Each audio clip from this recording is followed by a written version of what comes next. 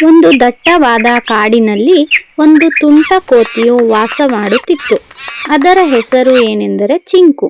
ಆ ಚಿಂಕು ತುಂಬಾನೇ ಚುರುಕಾಗಿತ್ತು ಮತ್ತು ಬುದ್ಧಿವಂತನಾಗಿದ್ದರೂ ಅದಕ್ಕೆ ಒಂದು ಕೆಟ್ಟ ಅಭ್ಯಾಸ ಇತ್ತು. ಅದು ಯಾವಾಗಲೂ ಇತರ ಪ್ರಾಣಿಗಳಿಗೆ ತೊಂದರೆ ಮಾಡುತ್ತಿತ್ತು ಮತ್ತೆ ಅದು ಮೋಜು ಮಾಡುತ್ತಿತ್ತು. ಒಂದು ದಿನ ಬೆಳಿಗ್ಗೆ ಏನಾಯಿತೆಂದರೆ ಕಾಡಿನ ಎಲ್ಲಾ ಪ್ರಾಣಿಗಳು ತಮ್ಮ ತಮ್ಮ ಕೆಲಸದಲ್ಲಿ ತೊಡಗಿದ್ದವು. ಅಷ್ಟರಲ್ಲಿ ಚಿಂಕು ಮರದಿಂದ ಮರಕ್ಕೆ ಹಾರುವಂತಹ ಒಂದು ಆಟವನ್ನ ಅದು ಆಡುತ್ತಿತ್ತು. ಆಗ ಆ ಆಟವನ್ನ ಆಡುವಾಗ ಅದು ಎದುರಿಗೆ ಒಂದು ಮೊಲ ಬರುವುದನ್ನ ದೂರದಿಂದಲೇ ಕಂಡಿತು. ಆಗ ಆ ಮೊಲದ ಬಳಿ ಹೋಗಿ, ಮೊಲಣ್ಣ, ನೀನ್ ಎಲ್ಲಿ ಹೋಗ್ತಿದೀಯಾ ಅಂತ ಹೇಳಿ ಕೇಳಿತ್ತು. ಆಗ ಮೊಲ, ಚಿಂಕು, ನಾನು ನನ್ನ ಕುಟುಂಬಕ್ಕಾಗಿ ಕ್ಯಾರೆಟ್ಗಳನ್ನ ತರಲು ಹೋಗ್ತಾ ಇದ್ದೀನಿ ಅಂತ ಹೇಳಿ ಮೊಲ ಚಿಂಕುವಿಗೆ ಹೇಳಿತು. ಆಗ ಚಿಂಕು ತಕ್ಷಣ ಒಂದು ಯೋಚನೆಯನ್ನ ಮಾಡಲು ಶುರು ಮಾಡಿತು. ಅದೇನೆಂದರೆ ಅದು ಮೊಲದ ಹಿಂದೆ ಹೋಗ್ಬಿಟ್ಟು ಅದರ ಬುಟ್ಟಿಯನ್ನ ಕದ್ದುಕೊಂಡು ಹಗೂರವಾಗಿ ಮರದ ಮೇಲೆ ಹತ್ತಿ ಓಡಿ ಹೋಯಿತು. ಆಗ ಮೊಲ, ಅಯ್ಯೋ, ನನ್ನ ಬುಟ್ಟಿ ಕೊಡು, ಎಲ್ಲಿ ಹೋಯ್ತು ನನ್ನ ಬುಟ್ಟಿ ಎಲ್ಲೋಯ್ತು ಅಂತ ಹೇಳಿ ಹುಡ್ಕೋಕ್ಕೆ ಶುರು ಮಾಡಿತು. ಆಗ ಅದಕ್ಕೆ ಗೊತ್ತಾಯ್ತು ಚಿಂಕು ಎಲ್ಲೋ ತಗೊಂಡು ಹೋಗಿದೆ ಅಂತ ಹೇಳಿ. ಅದು ಬುಟ್ಟಿ ಕೊಡು ಚಿಂಕು ಅಂತ ಹೇಳಿ ಅಳೋಕೆ ಶುರು ಮಾಡಿತು. ಆದರೆ ಚಿಂಕು ಬುಟ್ಟಿಯನ್ನ ಕೊಡದೆ ಜೋರಾಗಿ ನಗುತ್ತಾ ಓಡೋಯ್ತು. ಆಗ ಮೊಲ ತುಂಬಾನೇ ದುಃಖಪಟ್ಟುಕೊಂಡು ಮನೆಗೆ ವಾಪಸ್ ಹೋಯಿತು. ಮುಂದಿನ ದಿನ ಏನಾಯಿತೆಂದರೆ ಚಿಂಕು ಒಂದು ಅಳಿಲು ಬರುವುದನ್ನ ನೋಡಿತು. ಆ ಅಳಿಲು ಚಳಿಗಾಲಕ್ಕಾಗಿ ಬೀಜಗಳನ್ನ ಸಂಗ್ರಹಿಸುತ್ತಿತ್ತು. ಚಿಂಕು ನಿಧಾನವಾಗಿ ಅಳಿಲಿನ ಬಳಿಗೆ ಹೋಗಿ ಅಳಿಲು ಸಂಗ್ರಹಿಸುತ್ತಿದ್ದಂತಹ ಎಲ್ಲಾ ಬೀಜಗಳನ್ನ ಬೇರೆ ಕಡೆ ಚೆಲ್ಲಿಬಿಟ್ಟಿತು. ಆಗ ಅಳಿಲು ತನ್ನ ಬೀಜಗಳು ಕಾಣದೆ ಕಂಗಾಲಾಗಿ ಹೋಯಿತು. ಯಾರು ಹೀಗೆ ಮಾಡಿರಬಹುದು ಎಂದು ಅದು ಚಿಂತಿಸತೊಡಗಿತು. ಮರದ ಮೇಲೆ ಕುಳಿತಿದ್ದ ಚಿಂಕು ಮಾತ್ರ ಅದನ್ನೆಲ್ಲ ನೋಡಿ ನಗುತ್ತಾ ಕುಳಿತಿತ್ತು. ಹೀಗೆ ಸುಮಾರು ದಿನಗಳು ಉರುಳುತ್ತಾ ಹೋದವು. ಚಿಂಕು ಪ್ರತಿದಿನ ಯಾರಿಗಾದರೂ ಕಿರಿಕಿರಿ ಕೊಡುತ್ತಿತ್ತು. ಒಮ್ಮೆ ಜಿಂಕೆಯ ನೀರಿನ ಪಾತ್ರೆಯನ್ನ ಉರುಳಿಸಿಬಿಟ್ಟಿತು. ಮತ್ತೊಮ್ಮೆ ಗಿಳಿಯ ಗೂಡಿನಲ್ಲಿರುವಂತಹ ಎಲ್ಲಾ ಹಣ್ಣುಗಳನ್ನ ಕದ್ದುಕೊಂಡು ಬಂದುಬಿಟ್ಟಿತು. ಇನ್ನೊಮ್ಮೆ ಕರಡಿಯ ಜೇನುತುಪ್ಪವನ್ನೆಲ್ಲ ಕದ್ದು ಮುಚ್ಚಿ ಇಟ್ಟು ಬಿಟ್ಟಿತು. ಹೀಗೆ ತುಂಬಾನೇ ಕಿರಿಕಿರಿ ಮಾಡಲು ಶುರು ಮಾಡಿತು. ಕಾಡಿನ ಎಲ್ಲಾ ಪ್ರಾಣಿಗಳಿಗೂ ಈ ಚಿಂಕುವಿನ ವರ್ತನೆಯಿಂದ ತುಂಬಾನೇ ಬೇಜಾರು ಶುರುವಾಯಿತು. ಇದು ಎಷ್ಟು ದಿನ ಅಂತ ತಡೆಯೋದು, ಹೀಗೆ ಆಗ್ತಾ ಇದ್ರೆ ಏನು ಮಾಡೋದು ಅಂತ ಹೇಳಿ ಸಿಂಹರಾಜನಿಗೆ ಕೇಳಿಕೊಂಡವು. ಆಗ ಒಂದು ದಿನ ಕಾಡಿನ ರಾಜಸಿಂಹ ಸಭೆಯನ್ನ ಕರೆಯಿತು. ಆ ಸಭೆಯ ಉದ್ದೇಶ ಅಂದ್ರೆ, ಸ್ನೇಹಿತರೆ, ಚಿಂಕು ಹೀಗೆ ಎಲ್ಲರಿಗೂ ತೊಂದರೆ ಕೊಡುತ್ತಿದೆ, ಇದಕ್ಕೆ ಒಂದು ಪಾಠವನ್ನ ಕಲಿಸಲೇಬೇಕು ಅಂತ ಹೇಳಿ ಕಾಡಿನ ರಾಜ ಆಗಿರುವ ಸಿಂಹ ಹೇಳಿತು.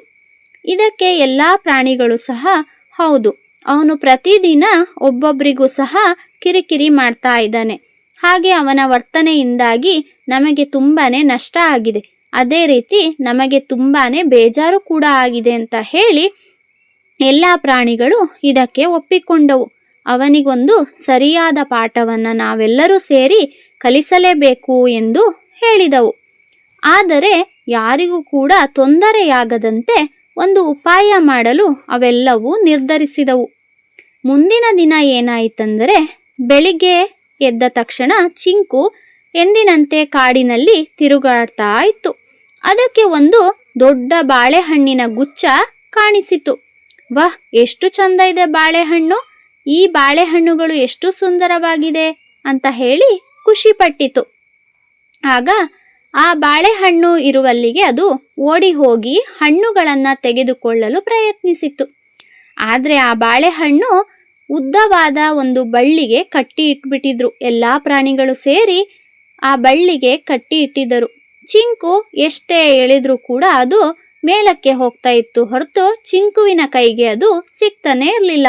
ಇದನ್ನ ನೋಡಿ ಚಿಂಕು ತುಂಬಾನೇ ಆಶ್ಚರ್ಯಪಟ್ಟಿತು.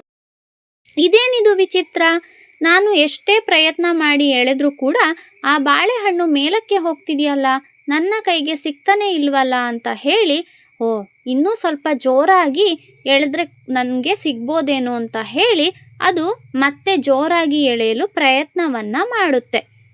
ಆಗ ಹಠಾತ್ತನೆ ಎಂದು ಆ ಬಳ್ಳಿಯ ಇನ್ನೊಂದು ತುದಿಯಿಂದ ದೊಡ್ಡ ನೀರಿನ ಪಾತ್ರೆಯೊಂದು ಉರುಳಿ ಬೀಳುತ್ತೆ. ಅದು ಚಿಂಕುವಿನ ತಲೆಯ ಮೇಲೆ ಬಿದ್ದು ಬಿಡುತ್ತೆ. ಆಗ ಚಿಂಕುವಿನ ಮುಖ, ತಲೆ ಎಲ್ಲವೂ ಸಹ ತಣ್ಣನೆಯ ನೀರಿನಿಂದ ಒದ್ದೆಯಾಗಿ ಬಿಡುತ್ತೆ.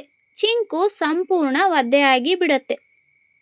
ಆಗ ಮರದ ಹಿಂದೆ ಅಡಗಿರುವಂತಹ ಎಲ್ಲ ಪ್ರಾಣಿಗಳು ಅದನ್ನು ನೋಡಿಕೊಂಡು ತುಂಬಾನೇ ನಗಾಡ್ತವೆ.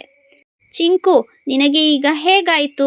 ನಮಗೆಲ್ಲ ಎಷ್ಟೆಲ್ಲ ಕಾಟ ಕೊಟ್ಟಿದ್ಯಲ್ಲ ನೀನು ಅಂತ ಹೇಳಿ ತುಂಬಾನೇ ನಗಾಡಲು ಶುರು ಮಾಡುತ್ತವೆ. ಆಗ ಅಯ್ಯೋ, ನನಗೆ ಯಾಕೆ ಎಲ್ಲರೂ ಸೇರಿ ಮೋಸ ಮಾಡಿದ್ರಿ ಅಂತ ಹೇಳಿ ಚಿಂಕು ಕೂಗಲು ಶುರು ಮಾಡುತ್ತೆ.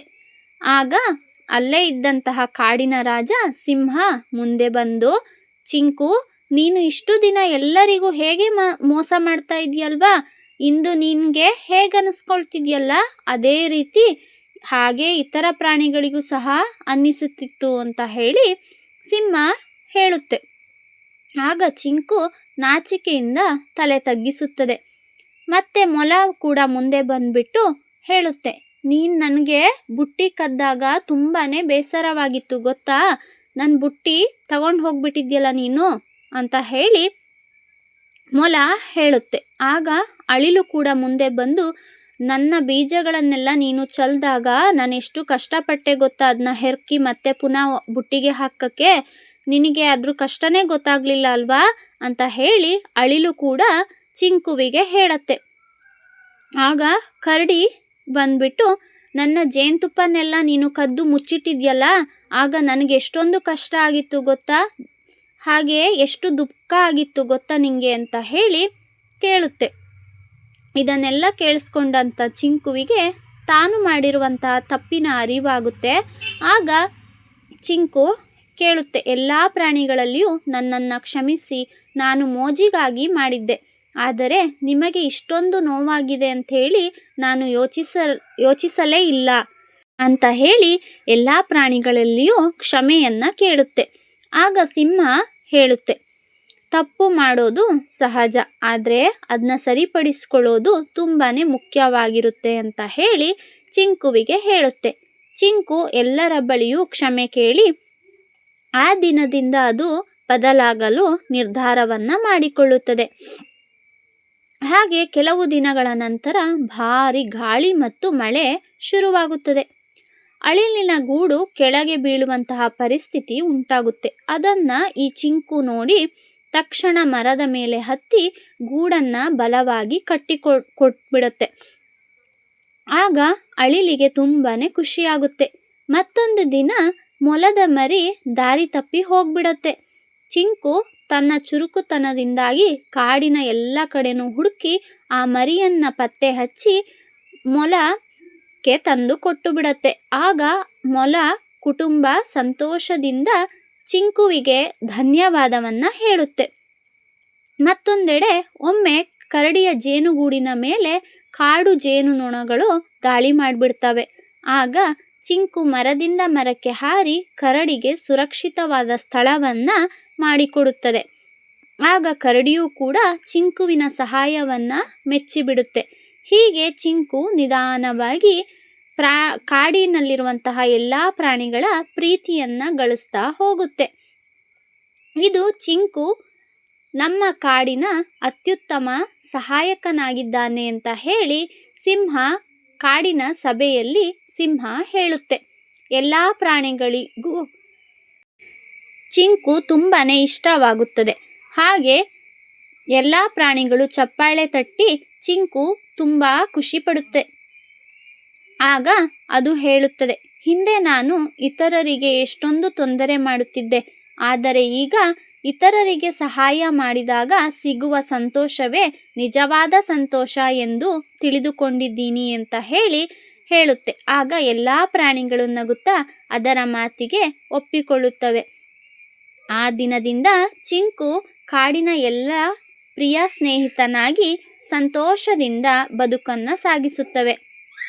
ಇದರ ಅರ್ಥ ಅಂದರೆ ಇತರರಿಗೆ ತೊಂದರೆ ಕೊಟ್ಟು ಸಿಗುವಂತಹ ಸಂತೋಷಕ್ಕಿಂತ ಸಹಾಯ ಮಾಡಿ ಸಿಗುವ ಸಂತೋಷವೇ ದೊಡ್ಡದು